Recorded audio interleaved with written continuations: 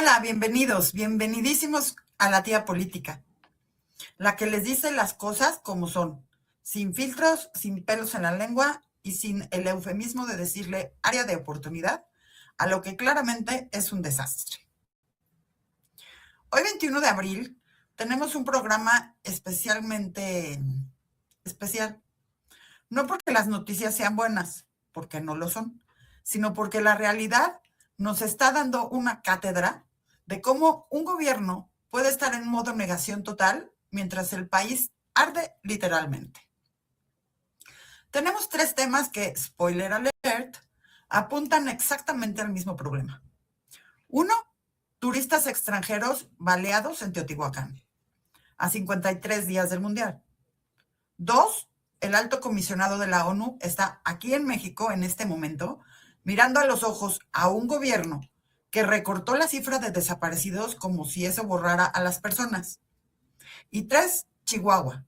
Chihuahua desmanteló uno de los narcolaboratorios más grandes del país y la 4T respondió atacando a Chihuahua. ¿Listos? Porque esto va a estar bueno, ¿eh? Agarren su café o algo más fuerte, yo no juzgo. Y vamos al primer tema. Vamos al día de ayer, 20 de abril. Son las 11 de la mañana. Teotihuacán está lleno de turistas como cualquier día normal. Familias con niños, parejas, visitantes de Canadá, Estados Unidos, Colombia, Brasil, Rusia, entre otros. Gente que vino a ver una de las maravillas del mundo, un sitio que tiene más de 2000 años, Patrimonio de la Humanidad por la UNESCO, ubicado a 50 kilómetros de la capital del país. Sitio bellísimo. Y entonces sube un hombre a la pirámide de la luna, saca un arma y empieza a disparar. Una testigo que estaba ahí, Laura Torres, contó que el sujeto disparaba desde arriba de la pirámide. Dijo que escuchó más de 20 detonaciones. Primero esporádicas, luego una tras otra. Hay quienes alcanzaron a bajar. A otros les disparó en el lugar. El pánico fue inmediato, turistas corriendo, tirándose al suelo sin saber a dónde ir. El resultado, una mujer canadiense asesinada, 13 personas heridas, 7 de ellas por bala, el resto por caídas al intentar escapar bajando la pirámide a toda velocidad. Entre los heridos hay 6 estadounidenses, 3 colombianos, 2 brasileños, un ruso y otro canadiense. Había menores de edad entre las víctimas, incluyendo, según el reporte inicial, una niña colombiana de 6 años. ¿Quién era el agresor? Fue identificado como Julio César Jasso Ramírez, mexicano, 27 años, originario de la Ciudad de México. Cuando llegó la Guardia Nacional, le dispararon y lo hirieron en una pierna. Después fue hallado muerto, aunque hay versiones encontradas sobre si fue suicidio o las heridas que le causaron. La Fiscalía del Estado de México tiene la investigación abierta. A ver, ¿cómo entra un hombre armado a uno de los sitios supuestamente más vigilados del país? Esta es la pregunta que nadie en el gobierno ha respondido de manera satisfactoria. Teotihuacán no es un parque cualquiera, es el sitio arqueológico más visitado de todo México. Recibe millones de personas al año. Hay filtros de ingreso, presencia de seguridad, supervisión del INAH, de la Guardia Nacional, de la Policía Estatal. Y aún así, un hombre entró con un arma, subió a la pirámide más alta del área de la Plaza de la Luna y disparó contra turistas. Honestamente, es que los protocolos de seguridad en zonas turísticas o no existen o son completamente ineficaces. No hay revisiones serias en el acceso. Tampoco hay detectores de metal. No vemos un protocolo de respuesta de emergencia que funcione. La Guardia Nacional llegó a las 11:30 de la mañana. Ya había disparos desde antes.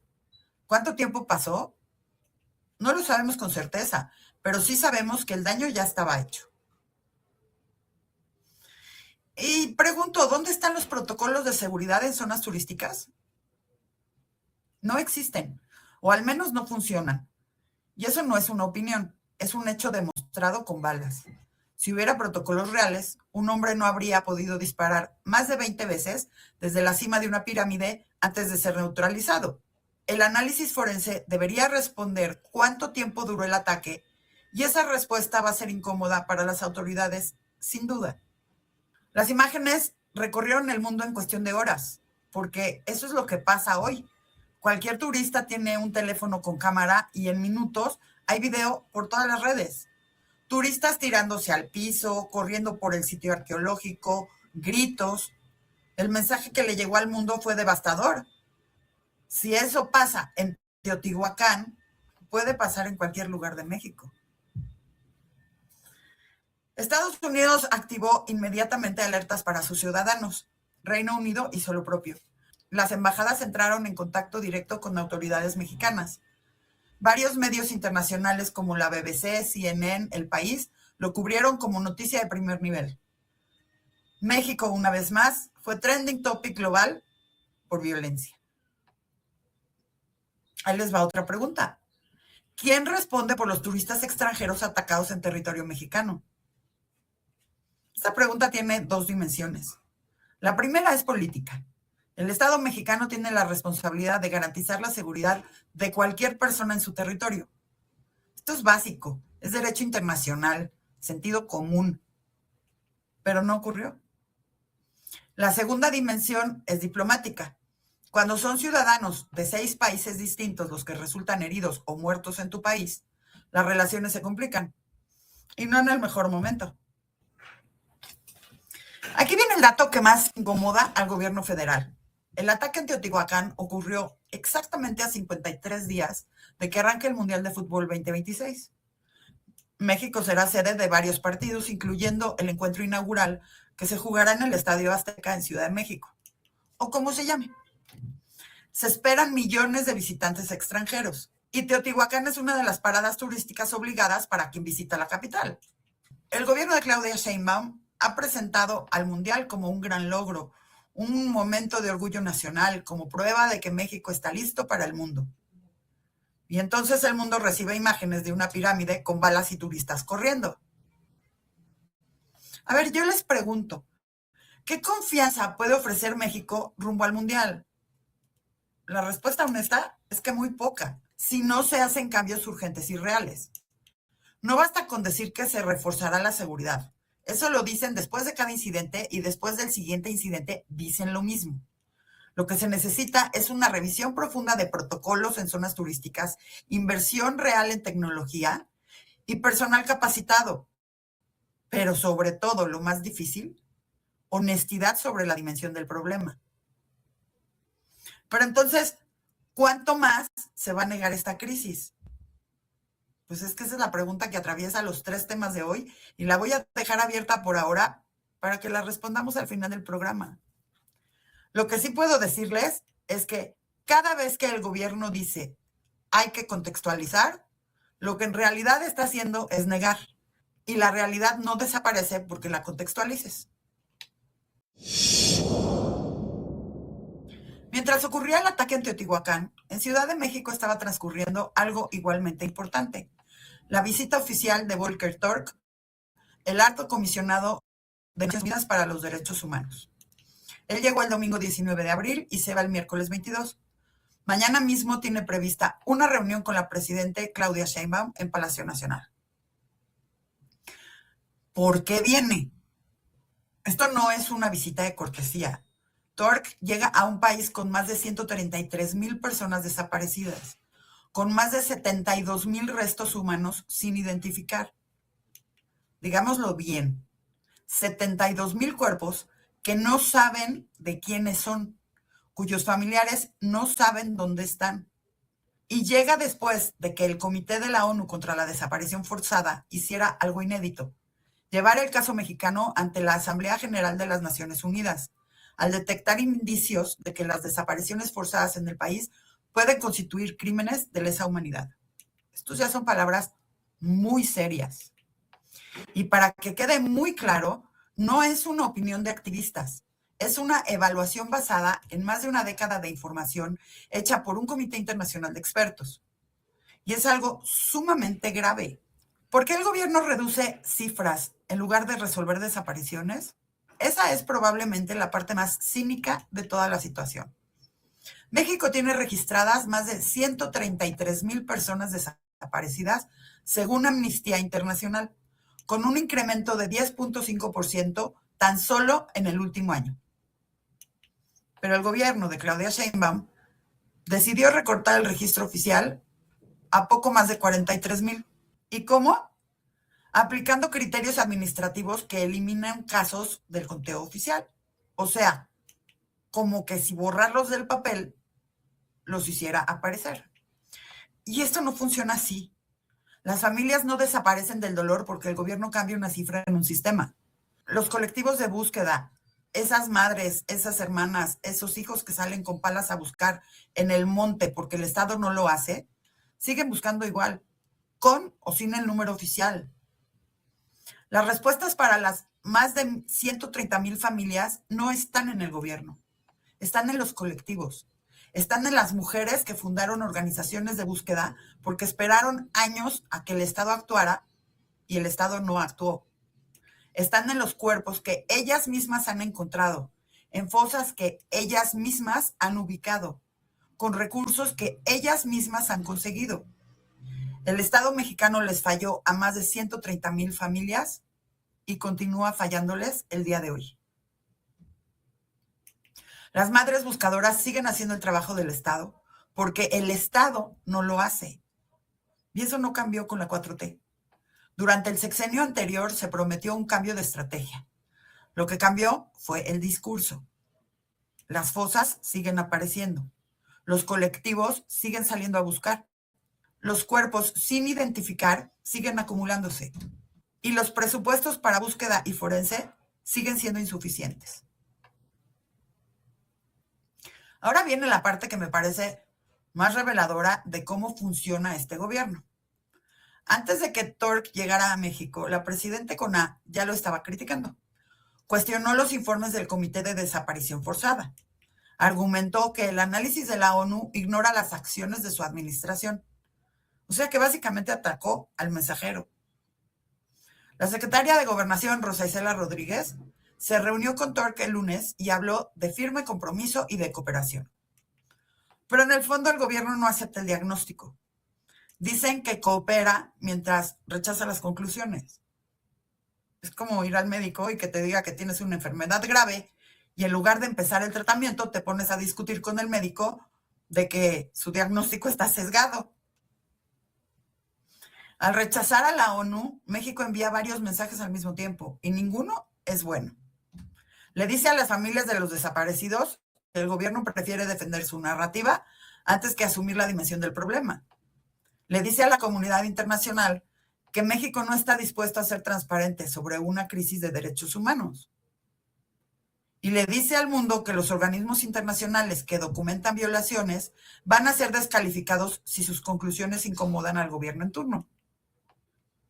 Esto tiene consecuencias diplomáticas y económicas que no se ven de inmediato, pero que se van acumulando.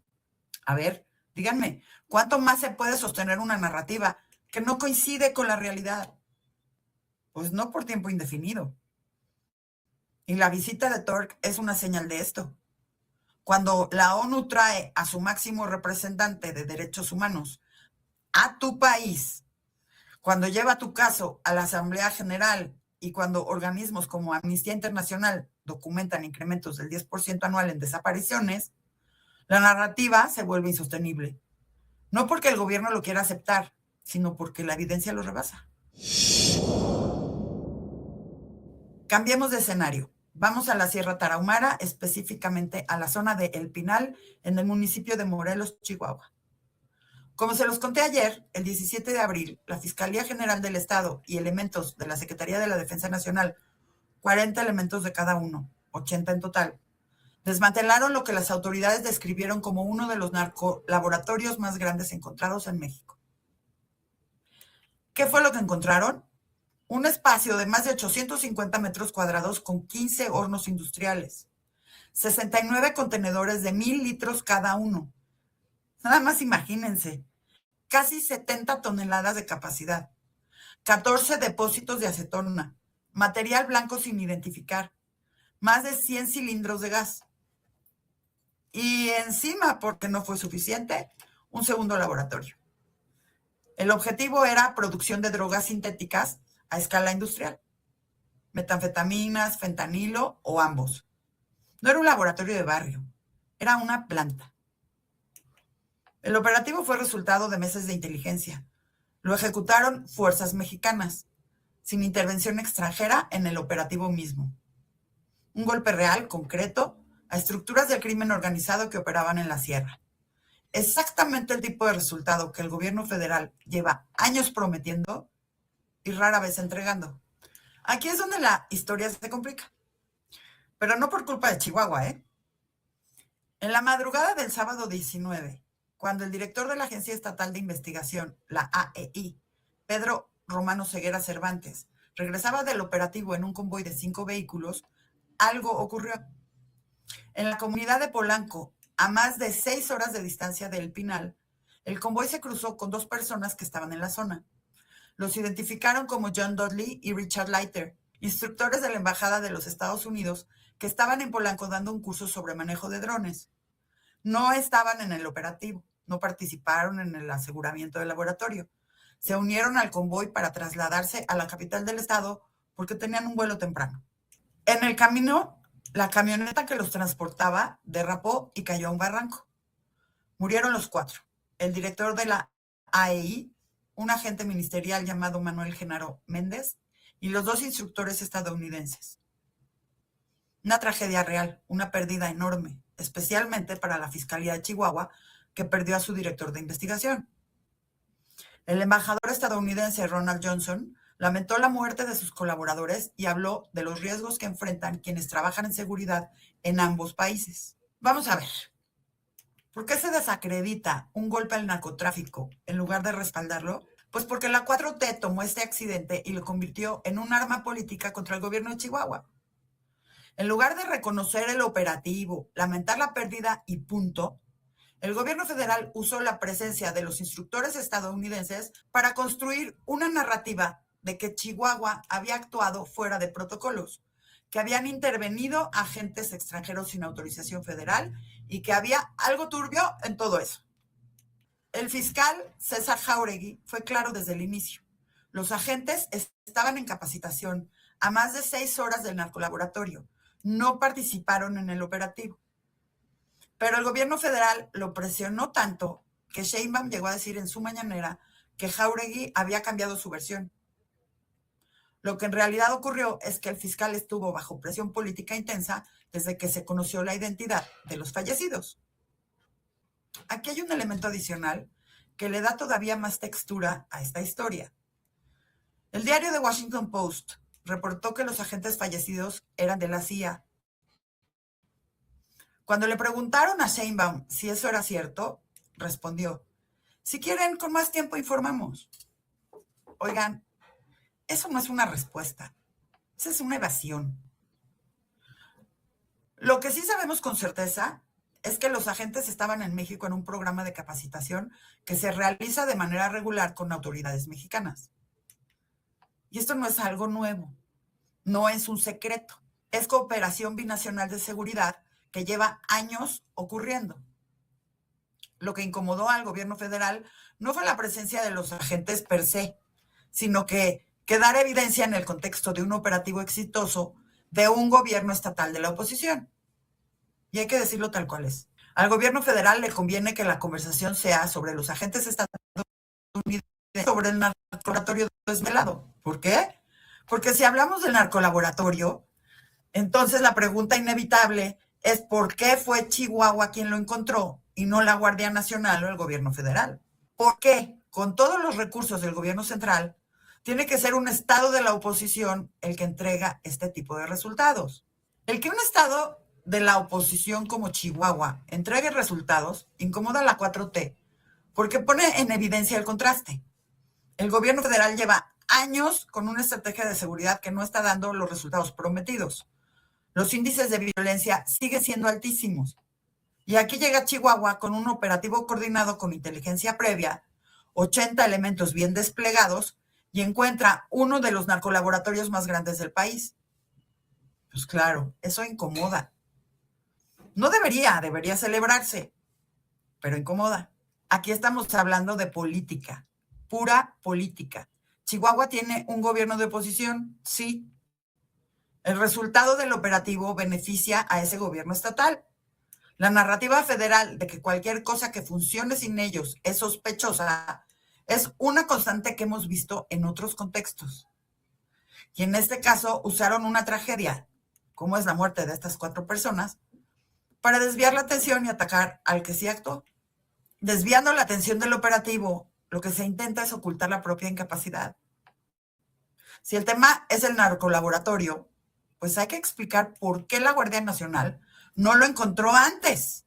Si el tema es los agentes estadounidenses, la conversación cambia de terreno y el gobierno federal puede posicionarse como un defensor de la soberanía. Es un clásico. Cuando no puedes hablar de los resultados, cambias el tema.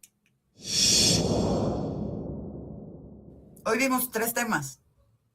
Un patrón. Teotihuacán, un hombre armado entra sin que nadie lo detenga. Dispara contra turistas de 6 países diferentes. Mata a una mujer canadiense. Hiere a una niña de 6 años. El gobierno dice que reforzará la seguridad. Lo mismo que dijeron la última vez. ONU en México.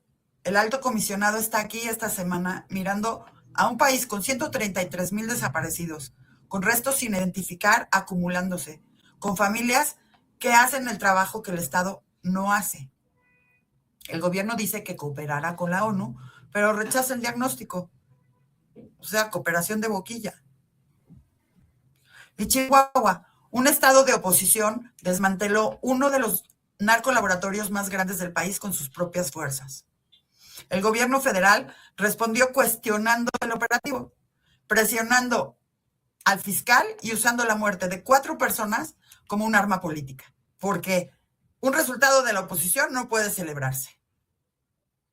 El denominador común en los 3 casos es el mismo, la negación, no como estrategia de comunicación coyuntural, sino como filosofía de gobierno. Cuando la realidad no coincide con el discurso, se ataca a la realidad. Se recortan cifras, se cuestiona a la ONU, se presiona a los fiscales, se insulta a quienes señalan los programas. Y mientras tanto, siguen llegando turistas a un país sin protocolos reales de seguridad. Familias siguen buscando en fosas porque el Estado no lo hace. El narco sigue operando laboratorios industriales en la sierra. El mundial se acerca y el gobierno sigue en modo ¿todo está bien? Es que no saben contextualizar. ¿Cuánto más se puede sostener esto? Yo no lo sé. Lo que sí sé es que la negación no es una estrategia, es un síntoma. Y los síntomas que no se tratan se convierten en enfermedades graves. México puede mucho más que esto. Tiene instituciones, tiene personas capaces, tiene recursos. Lo que falta es un gobierno que asuma la realidad en lugar de disputarla. Si este contenido te parece útil, si crees que más personas necesitan escuchar esto sin filtros, compártelo. Mándalo a ese familiar que vive en la burbuja del todo está bien. Compártelo en tus redes. Coméntalo. Aquí estamos todos los días, con datos, con contexto y con mucho café. Si todavía no lo has hecho, suscríbete al canal. Activa la campanita de notificaciones para que no te pierdas ningún episodio. Y si quieres apoyar a la tía política, los links están en la descripción. Yo soy su tía política, la que les dice todo lo que nadie en la mesa familiar quiere escuchar. Hasta la próxima.